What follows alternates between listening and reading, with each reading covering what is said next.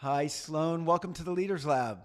Hi, thank you, Ken. So happy to be here. It is good to meet you. I know we just got like 2 minutes before I hit record. And so I want to know, and I'm sure the audience wants to know a little bit more about your entrepreneurial journey and your background. So, yeah, start wherever you want to with that, Sloane.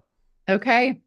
I grew up in Ohio in the Midwest, and I always had this feeling like I would leave. And I know a lot of people can relate to that. I just knew I would go. I thought I would live in New York, but actually during law school, I went to New York and I was interviewing with firms there, and they were talking about some of the benefits they had were beds in the office. And I was like, oh, this is not for me. And so I ended up going to LA, where I finished law school and became a corporate lawyer.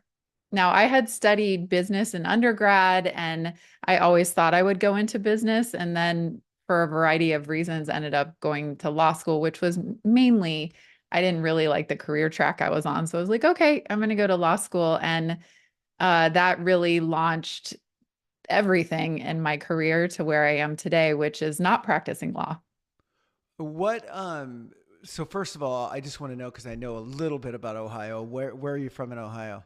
in Columbus. Okay, cool. So Ohio State land. Yes. I worked for many years for a company called Cintas down in Mason. So I would, Okay. outskirts of Cincinnati. So I flew out there probably once a quarter for about 12 years. So got used to that drive too from Columbus down to Cincinnati. But um, so you're growing up, you kind of went down the legal path because it was the next best thing. You weren't quite sure where you're going with the business degree. Is that right? But you elevated to business law, right? Is that what you practice?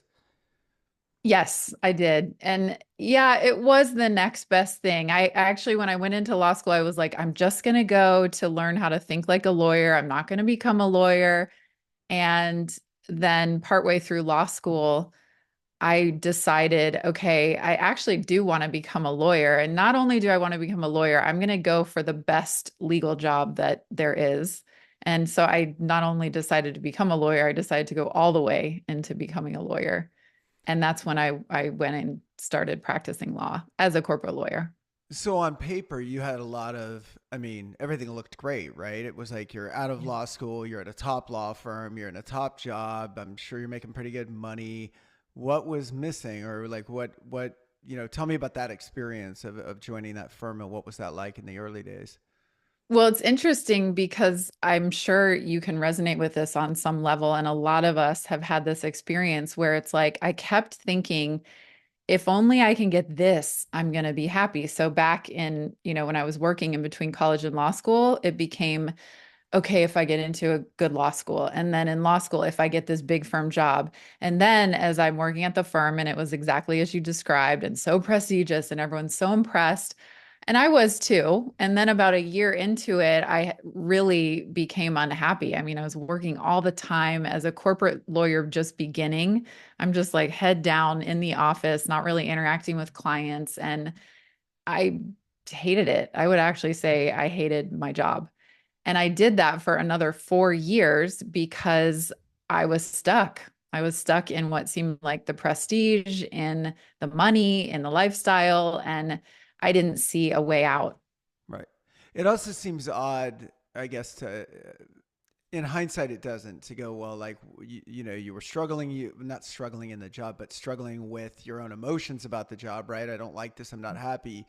So in hindsight, you go, well, of course you should have left. But when you're in that moment and it's like, you've gone to school for this, you've paid a lot of money for school, you got in with the right firm, it almost seems like very counterintuitive to just leave, even though in hindsight that seems like the right thing to do, right? So I can understand the struggle. I've probably mentioned this like 5 times on this podcast, but I'm going to mention it again because I've never mentioned it to you. There's a TED talk by a guy named Sean Aker called you've seen it, The Happy Secret Oh, yeah. to Better. Yeah, Yes. it's exactly what you're talking about, right? Where we keep putting our goals, or we keep putting our happiness on the other side of our goals.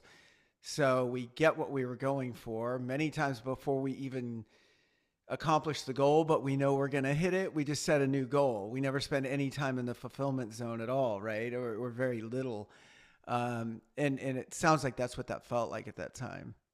Yeah, exactly. And I didn't understand until much later. I actually had to go through this multiple times again and again until I finally started to want to uncover what's the way out of this, because finally it got so extreme some years later. So I ended up in the law firm. I was like, okay, I want to have my own business. I think if it's I have freedom and to do what I want, and now I start my own law firm. And then I started coaching clients. I was a corporate lawyer, so I started coaching my business clients. And then it became okay if I could leave this to do coaching. And I had built up a relatively successful law firm. So I had to figure out how am I going to leave that now to go do coaching. And I came to this point. I sold my law firm in 2018. I came to this point having sold the firm. And at that time, then it was also the story of what was going to make me happy was a boyfriend and friends who loved to travel the world together. And I'd put all these pieces together in my life, which is exactly what I thought I wanted again. And I came to this point at a dinner in Mexico with my boyfriend and all of these friends where I realized I was extremely unhappy. And it was then, it was so extreme, the unhappiness compared to the beautiful environment I was in, compared to I had this life that looked so amazing on the outside, but it didn't feel that way. That I was like, I am going to figure this out. And that's when I really decided to change my life. Were the feelings that you were having there as you're in Mexico, you're looking at the water, whatever, is it because I've been there before and I don't want to impose my own feelings on on you, but were you almost thinking like what like what's wrong with me? Like why can't I just enjoy this? Like everybody else is enjoying it? Like what was going through your head at that time? I think it was even more that the outer of how everything looked was so phenomenal. I Right. was living with my boyfriend and he's taking me on trips around the world, and we have this free life, these super cool friends who live like the world is their playground. I was doing my coaching business. Just everything seemed so magical if on paper.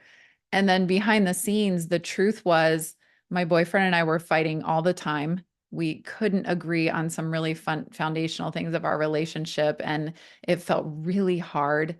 I always wanted this group of friends who I had now, except that I never really felt like these were soul friends, these people who I'd envisioned we'd be so close. And we were doing the things of closeness, and a lot of them were and are that close, but I didn't feel that for me. And then most importantly, I always wanted to be really close to my daughter, but it always felt just out of reach. And she was doing well. She at that time in Mexico, she was at home with her dad, and she lived a good life and she was well taken care of. And yet there was this closeness that I knew we didn't have, and I could never figure out what that was. And so all those things were actually happening. And really at this moment, we're having dinner in Mexico. So we're outside under this straw thatched roof. The waves are crashing, 20 feet outside of where we're eating. Everyone's laughing and toasting and having a great time. And I start having this out of body kind of experience, like looking around and seeing all of it. And suddenly, all those things I just described to you about the reality of my life came into full focus. And I just start to see all of it for what it was, which was really beautiful and amazing, but it wasn't fulfilling. Was that feeling scary or empowering? Because I imagine it could be one or the other. You know, either oh my Yeah. god, I don't have what I need to be happy. I mean, on one hand, on the other hand, it's wait a minute, now I can actually look at this and unwind it. How did that feel for you at the time? Yeah, it felt really scary and devastating in a way. And also, it did feel empowering in that at that time, I started to get this understanding of what had been the problem all along. And that's the empowering part you're referencing for sure, because before, it had always been, oh, well, no, actually, it's this that I want to have. And then to suddenly realize, okay, I have beyond all of it and everything I'd imagined, and that's not the thing. And so I didn't fully understand what the thing was, but I had started into a conversation with a coach who I ended up working with for almost 2 years to change my life from there. And it was through those conversations that I really started to at least get the inkling of the idea that I had been making choices in my life out with a foundation of fear, and that if I stopped doing that, things would shift. And I didn't know what that meant at the time, but I started to feel some hope from that understanding. Was it fear? Was the fear based in like financial insecurity? Was it based on loss of significance or title, or all of it? Like where did it kind of come from for you? Or none It of the would above, be, I guess. yeah, it would be all of the above, but in my relationship would be a good example.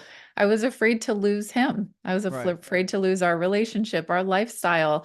I didn't want to let him go, and I was in love with him also, and it was not the right relationship. Clearly, there was not alignment. And how did I know that? We'd be traveling to go to Hong Kong on this beautiful trip, and I'd be crying on the flight there. And I just thought, back then when that was happening, I thought, well, we were just having challenges in our relationship. But there was a lot that I didn't want to look at and see the truth of because it was hard to face. And also what that would mean to my life if I faced it. Right. And we'll justify anything, I think, to stay consistent with our identity, even if our identity isn't in line with what we really want. Right. So it's sort of like, well, oh, lots of couples fight. We'll get over it. We'll land. Everything will be okay, right? And it because it always kind of swings back. So as you're going through the work with this coach for those 2 years, um, did it sounds like it was a process, obviously, but did you start to get some clarity? You were coaching people at the time. You were out of the law firm now. Was coaching like a full time thing? Did you think that's where you were already gonna head in terms of like building a business around it, or what did that look like? Yes, I knew I would. And the way that evolved was in my law firm, I started telling my legal clients, hey, I can support you in way more than just legal work. I can actually help you with your mindset, profitability, operations, team, whatever. For $99 a month, you can have unlimited phone and email access to me, and I'll coach you for whatever you need. And my legal colleagues thought I was crazy because I was billing at around $500 or more Sure. an hour for my work. And I just had this feeling that I could really help people. And so as I started doing that, that work grew. I ended up forming a separate company, which is my company now. And that's when I realized that I could have a much bigger impact in helping people as a coach than I could as a lawyer. So I knew I wanted to do that. But the thing that was out of alignment with my work was that initially, when I sold the firm, I was coaching mostly lawyers and helping them create success in their law firms. And I loved doing it. I loved my clients. And I just knew this isn't the big picture of what I'm here to do. I had this inkling that I was here to support women, but I was not a leader of women at all. And I didn't see how I could get from, where I was to this feeling of I'm here to support women in a deep way. And so what I did actually after that dinner in Mexico, and I decided to change my life about 3 months later, my boyfriend and I had talked about it. We agreed that we were going to end our relationship after a trip that we went on, and this final trip. And I decided to completely shut down the life that I was living. So I still was doing coaching and I have my daughter, but besides that, I asked everyone in my life for space, every friend, family member. I just need time to figure out what I'm going to do. And Mhm. why did I get to this point that I thought was going to be everything I wanted and it wasn't? And so I went through what became around 5 months of what I call now a personal sabbatical.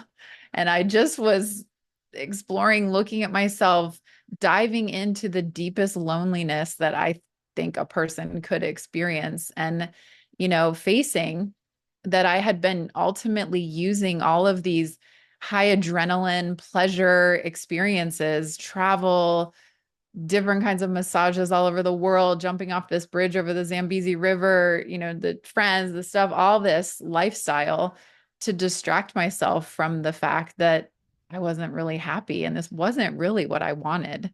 Sure.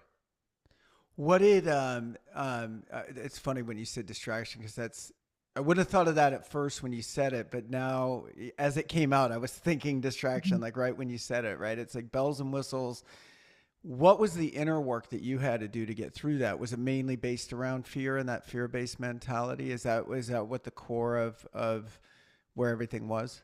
Well, that was a big one. First is what does it look like in life to actually start to make choices? And from the smallest choices to the biggest ones, out of love, which can include faith, vision, excitement, instead of what I should do or what I think is going to feel good later or what society tells me to do, any of that stuff. But I would say the biggest piece of all was I had to start to develop a real, genuine relationship with me. Hmm. And, it's interesting because before that, I would have told you I had a good relationship with myself. I would have told you I was confident. I would have said, yeah, I feel good about me. But what I came to find was that there is this whole other experience of connection to self that I had no idea about. And I sort of forced myself into it by going into this situation. And it turned out to be one of the greatest gifts of my life. Because once I had the experience of, I am okay with my life down to almost zero, Hmm. me, I'm okay with me and I had to also face what everybody else felt about me doing this and just this is all the repercussions of this choice. Once I knew I was okay with that and in that circumstance, it gave me this freedom to live that is beyond what I could have imagined. And I'll say one more thing. I came to this clarity that loving yourself is freedom. And if you don't experience complete freedom in your life, in your relationships, in your work, and everything that you do, there's more to go in loving yourself. And Yeah. that was the deepest thing that came out of it. And then everything I created since. As you're talking about it, the word that is coming to my head is like authenticity with yourself, right? So it's Mm. like the reason you were probably saying you were happy before, like I'm doing fine or whatever, is because you're doing what you're supposed to be doing, which is a lot of times based on the environment around you, the expectations around you, at first your parents, then your bosses, then whoever. To your credit, though, I mean, because it's not like the lights just went on in 2018. You were starting to, it seems like, kind of row in the right direction, just not getting all the way there, right? Like, okay, being part of a large corporate law firm feels a little suffocating. Let me go try it on my own. Okay. Probably felt better. I mean, we didn't really talk about that, but it probably felt better to have that freedom. It just wasn't all the way. Coaching people felt better, but coaching lawyers only didn't, right? So it seemed like you were like chipping away at this over time. Yes. Yeah. And, I've been doing personal growth for 20 years. So that's one thing I've come to find is really sneaky about personal growth and probably also our industry is it's really easy at a bunch of places to feel like, oh, I got that figured out. I got this covered.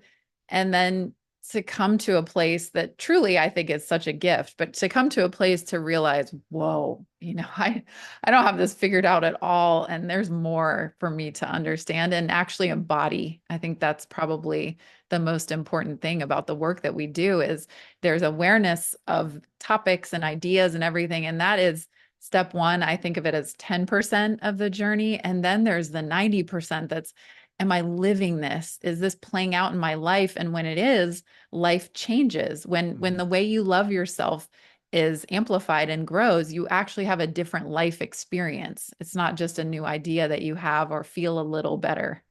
So you must have felt like an incredible sense of freedom, and you needed the sabbatical to get it in a way because without sort of at least pausing, if not stopping your external environment, we're still wrapped up into, oh, what's so and so going to think, or I need to do this for this person, or I need to, and it's like you went, I don't want to say dark, but like you went quiet for so long that I'm guessing as you emerged out of that, whatever opinions were going to be formed had been formed. And like you probably didn't care. You were like, well, whatever, think what you're going to think. I needed to do this for me, which sounds like it left you the freedom to do whatever you wanted to do coming out of that. Is that what it felt like? Yes, and I cared deeply. I really did. There were some reactions of people that were really painful for me to experience. And this is another area where I've been practicing and working on for years, doing what I feel, following my own heart, leaving, as you mentioned, the law firm to start my own law firm. that was a major ripple in my world of a lot of people with a lot of opinions about what I shouldn't do. And then I changed my name. Sloane isn't the name that I was born with. And I started back in 2018, actually asking people to call me Sloane. And so I've done a lot of, until I actually changed my name in 2019, but I've done a lot of things in my life. Those are just a couple examples of following my heart. And then this was another level of that. And to come back, I hoped that people would accept it and I hoped that they would understand. And what it turns out that I bet you and a lot of others can resonate with is that sometimes when we move forward on our life journey, some people who were in the past can't understand and they can't understand who you are or what you're doing anymore. And so there were definitely people that took it personally and I had to go through the pain of loss Yeah. with that.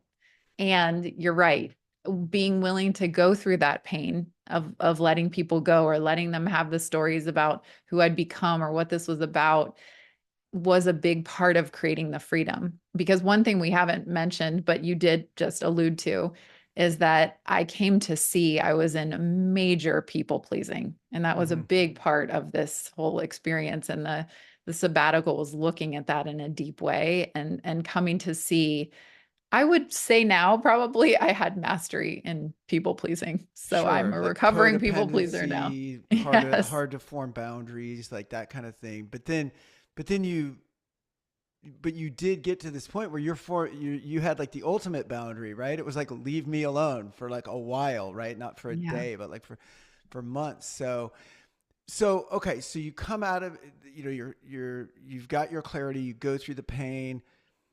Was it then something where you could envision where you were going and you kind of reverse engineered your way into it? I mean, did you kind of see the life that you wanted and then started to build it? Or was it just more like step by step, I'm going to lean more into coaching and kind of see where it goes? How did that develop? It was definitely, I call this a golden kernel of inspiration. I've really shifted out of visioning from painting the whole picture and every detail of what I want into like, what is the truth of the little kernels of inspiration that don't go away, that really light me up, that I keep thinking about? And I knew there was this piece with women. I had already been hosting retreats. So my initial retreats were business retreats for lawyers. And I then decided in later in 2019 to host my first women's retreat. And this was focused on business, but also mainly, self-awareness and growth and personal evolution. And really it was step by step. Okay, what is my truth? What is my clarity? How am I going to move forward, but not in some big thing kind of way, even though I started to be able to see that pretty soon after I removed all of the things that were out of alignment in my life. I still was step by step. Okay, what's next? And what's this? And how does that fit in? And who do I have to become to create that? That's where I was really focused for quite some time. But kind And of actually, I being still do and that. being aware while you're making those decisions that like, hey, there's always this tie-in towards contribution, or there's always this tie-in towards empowering others or uplifting others or whatever, right? So you had this, yeah, this, I mean, I hate being cliche, but kind of like a North Star or a direction, right? That like kept speaking to you. I remember one time I went to a seminar and they had us go back to some of our earliest memories that we had and what did we aspire to be, so like what did you aspire to be when you were like, 4 years old, 5 years old, 7 years old, 10 years old, and all the way up until today. And then it was really interesting to then draw the, and then combine that with how were you feeling then, when were you the most happy and stuff like that. And, for me, it gave me great clarity on, oh, this is what I should be doing, right? That particular exercise where things kept coming back to service, to leadership, things like that, which were really, really cool. So talk to me about the company these days. Like, what does it look like now? I'm guessing, I was going to say, what's a week in your life, but your life isn't really defined. It doesn't sound like by 8 to 5 and you do this from, 3 hours a day and then this 1 hour block here. So what does life look like? Not maybe a week in your life, but what's life look like today for you? Well, a big part of my life is my daughter. That's one of the greatest joys of my life. Over these years, since that time I changed my life, we have really developed the deepest connection. And she is just an extraordinary human. She just turned 14. And that's a very important part of my life. And then for my work in the world, which you're right, it is mixed in with my life overall.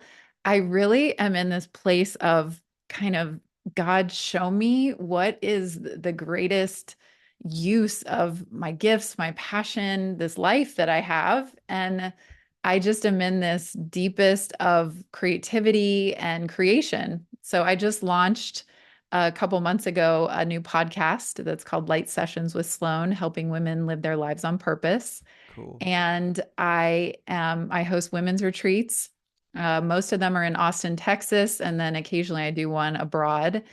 And I do coaching with women. We have a virtual retreat. So everything has been, as I was describing earlier, it's like, okay, what's the next inspiration? And then I go and create it. And I have a phenomenal team who supports and then really work on pouring as much heart and soul as I can into that. And so the creation in my life is now from a whole different place where before it was so mental, what do I want here? And now it really is like, okay, what's in here? And Sure. knowing, and here being my heart, and knowing that sometimes we have the things in the heart that feel like an inspiration that's not present, and so then I hold on that, but when it becomes present, I'm like, all right, let's do it, let's create it. And that's how all of what I just described has come to life. I'm guessing this might be kind of a weird question. I'm not sure how to phrase it, but I'm guessing you're pretty good at pausing, meaning like, because I think when we're in our heads, we're very reactive. Our heads are very, condition, reaction, that kind of thing. And I think the heart is more kind of listening. If you're Mm. getting your direction from the universe, God, whatever someone label they want to put on that, then you have to be open for business sort of to get that information. Do you know what I mean? Like you have to be Yes. open to receiving something from outside yourself, and the only way to be able to do that is to actually listen. The only way to listen, I think, is to pause and get out of our heads a little bit. Is that and it is that true for you? And then is that from a mindset standpoint, is that quite a bit different from where you were in say the 2015 to 2018 range? Yeah. First of all, I think we should coin that phrase, am I open for business? From God, I from took the it from someone universe. else. Okay, I it's a did. good one. Yeah. That's a good one. So, yes, I do a lot of meditation. And a big part of my work now is what I call for women a new path to creating success the feminine way. And so, what I realized through all this was that I had become masterful at creating success in a more masculine way. And creating success in the masculine way and all those things are wonderful and important. And for us as women who identify with a predominantly feminine nature, operating in a predominantly masculine way is actually really hard. Yeah. And so, a big part of this new path to creating success is space, is focusing on what are the two things that are current in my inspiration instead of the 25 things on my to do list. Sure. Um, what is my inner guidance sharing? What is alignment? What am I doing in terms of my community of other women and using that as resources for elevation rather than trying to do it all alone in this silo? And so, as I've started to live more and more of this path, um, yeah, it's a completely different lifestyle than how I lived in 2015 to 2018. And I'm so grateful for that because it's what allowed me to become clear and aware of this other way. And also, it was a really hard way to be living. And the thing is that most women are living in that other way. And so many unfortunately never know another way, never even question another way. I was curious. I want to stay on this topic for a second because I think it's super interesting. I had another guest on, and I'm not saying this because you're my guest right now and because you empower women, or I'm saying it because I've like literally always believed it, that I think it, especially in like corporate environments or when you were in the big law firm and all of that, women do have it way tougher in my opinion, because business right or wrong, traditionally business, it's getting more, balanced now, but it does operate kind of on that alpha side traditionally. I'm not saying it has to. I'm just saying it does. So if you're a man operating in that world, you don't necessarily have to change who you are to walk in there for Mhm. most hetero men that lean into their masculinity, or any man, I guess, that lean, anyone with a masculine nature as their first nature, fine, no problem. Anyone with a feminine nature as their first nature, I've got to wear a mask now. I've got to lean into this. And what I think becomes incredibly difficult, and especially in situations like yours, is also if you go home and you're the sole provider and you have kids, it's when do I switch it on and off, right? And you sometimes see, and I'm sure you coach women who who are very feminine but had to lean into their masculinity and then didn't know how to get back out of it, kind of, right? And so they're conflicted and unhappy because it's not really who they are, but they've been wearing the mask for so long it's hard to know how to get rid of it, you know? Yes, it's so true. And the truth too is that you don't switch between one and the other. That's not Right. real. We're just one person. Right. And so I know a lot of women are studying about this, but when they feel like they have to go to work or choose to go to work and be in the masculine nature, it's not like you just come home and flip a switch and okay, now I'm going to be in sensual feminine nature and that kind of vibe. There's actually you have to be that and you are that. And so what I've come to see is that for a lot of women who are driven and want success and have a big impact to make or support their families, it has felt like, well, I can't stop doing that because I need to have this success. But what I'm here to share with women is that there is another way. Right. Being in your feminine nature does not mean giving up success. It's just that we have not had role models. We don't have women who are really out in the public or that we know for most of us who are operating in this way. And so, in a way, it's like we're pioneers creating what it is. And this is the core of my life's work. And the message that I'm bringing out to women is that we can be ourselves and we have to create what that is, especially in the business world. But then it also filters into our lives where we can have success, impact, and connection and be true to who we are. I totally agree. I'm so glad we're on this actually because Mhm.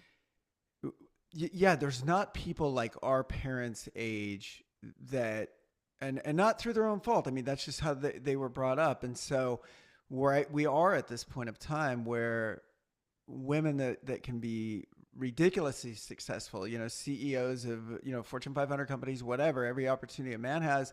And rather than trying to suppress their femininity, they should be embracing it because it brings something different to the table Mhm. anyway than the masculine energy that's normally in the room.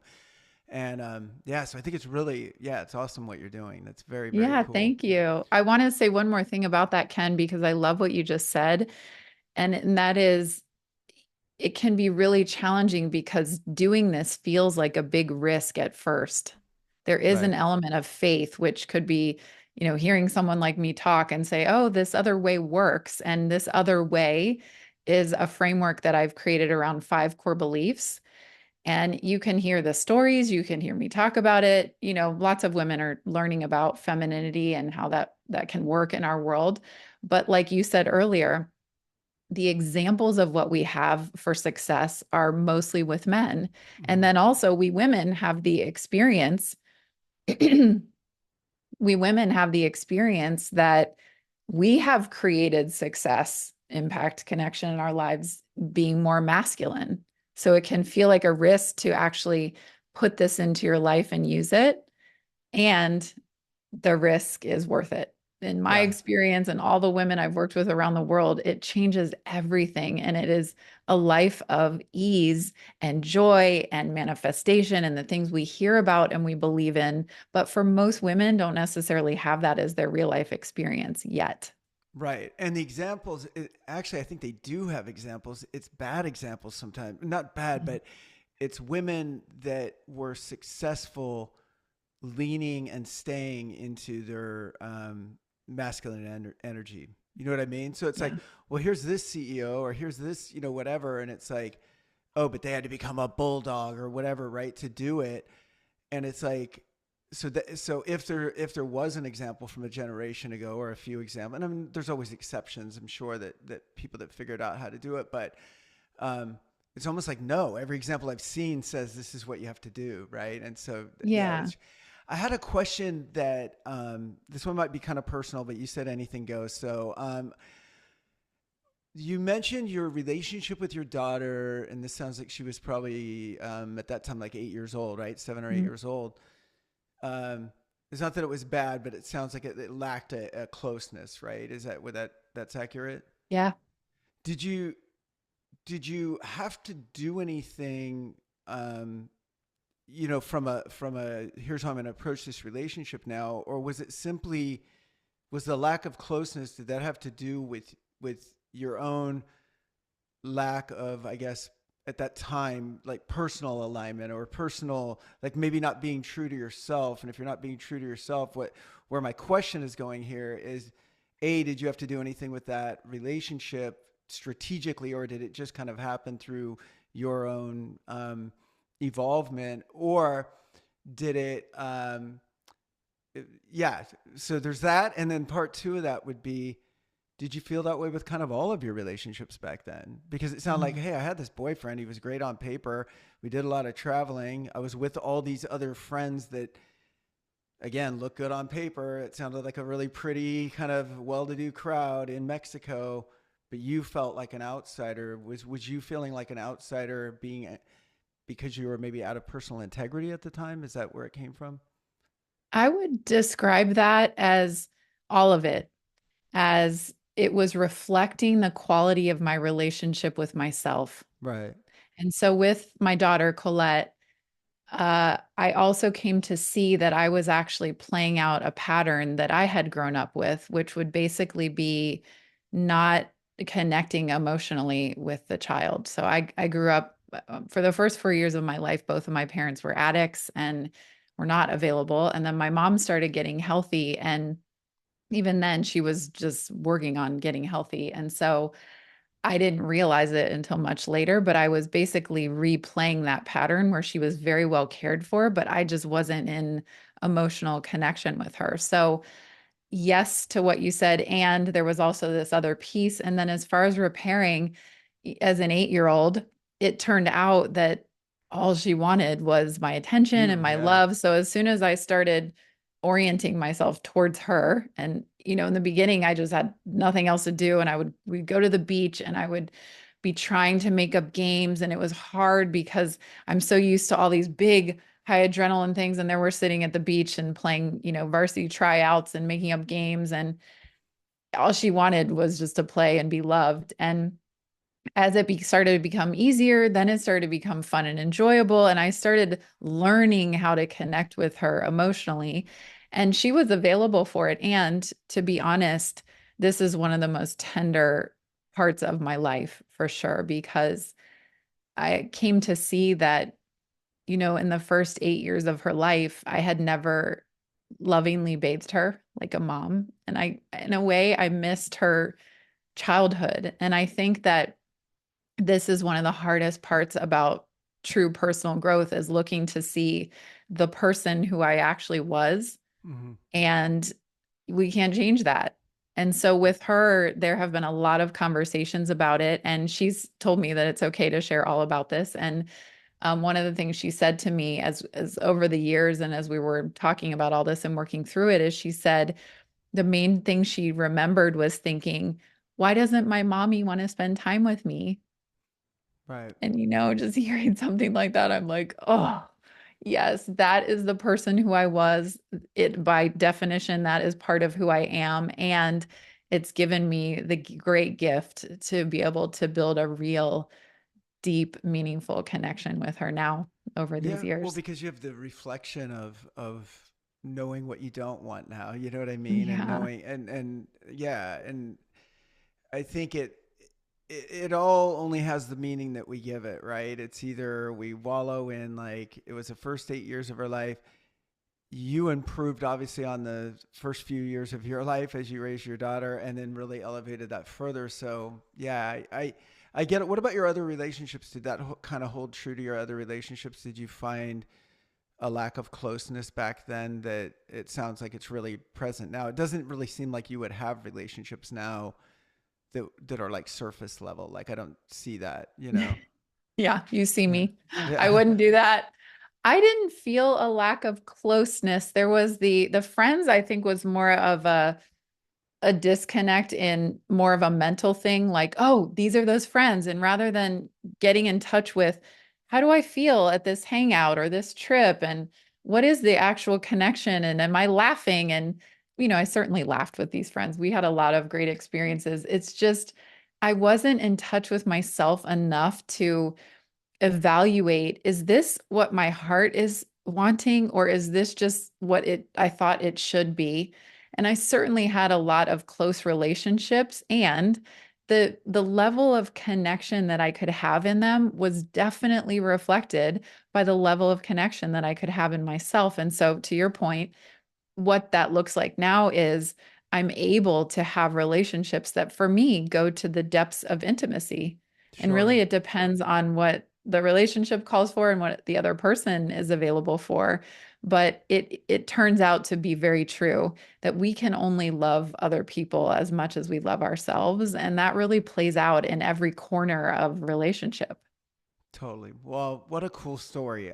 Thank you so much for sharing it with us. So tell me before we go, um, I know you're writing a book. I know you got your retreats. I know you have online, but what are the ways that people normally get in touch with you to begin working with you? Well, definitely on social. I love to be connected online, and I'll share my socials. I have Heart and Sloane. Sloane is with an E on Instagram. And then also, we have an amazing, really special virtual retreat for women. The next one is coming up in April. It's on our website at therealsloane.com. And it's a 7-day experience. It's 30 minutes a day. It's very nourishing. And it's with the context of nourishing yourself to your next up level instead of the next strategy and all the things we try to put in place for that. And it's with awesome women in my community. So, any ways of connecting are welcome. I love to meet new people who are dedicated to their growth. I like the word up level because it just pertains to the individual, right? It could just be up leveling emotionally. It doesn't have to be like a job or scaling your business or something very, yeah, that doesn't always resonate right internally. Mm, So yeah. cool. Thanks so much, Sloan. Pleasure to meet you. And thanks for being so open and great conversation. Thank you. Thank you so much, Ken. I loved being here. Thank you. Got it.